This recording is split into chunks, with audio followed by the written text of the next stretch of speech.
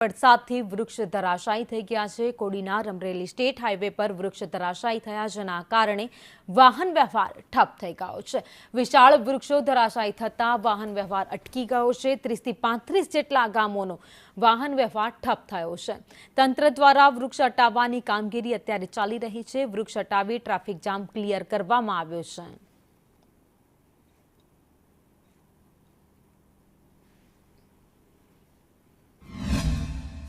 आज कोडीनाथी Amreli highway road से state road से અત્યારે હું અહીંયા પહોંચ્યો એટલે એક મહાકાય વડલો છે। રોણાજ અને કોડીનાર વચ્ચે એક મહાકાય વડલાનો પડી ગયો છે અને અહીંયાથી આગલા ગામ છે 30 થી 35 ગામો છે, એનો અવર જવરનો રસ્તો છે। એક કલાકથી 1.5 કલાક પહેલા રસ્તો છે બ્લોક થઈ ગયો।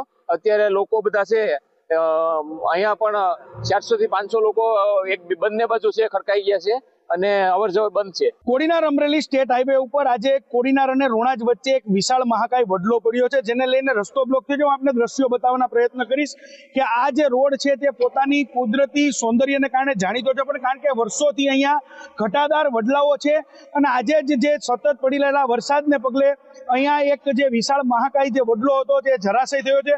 હું આપને દ્રશ્યો બતાવવાના પ્રયત્ન કરીશ કે આ જે વડલો છે તે પોતાના મૂળમાંથી જ જે ધસી પડ્યો હતો, જેને લઈને આ સંપૂર્ણ રોડ છે જે બ્લોક થયો છે। આ 30 થી 35 ગામોને જોડતો જે મુખ્ય રસ્તો હોય અને આ રસ્તો બ્લોક થવાથી અંદાજે 400 થી 500 લોકો બંને બાજુ ફસાયા છે।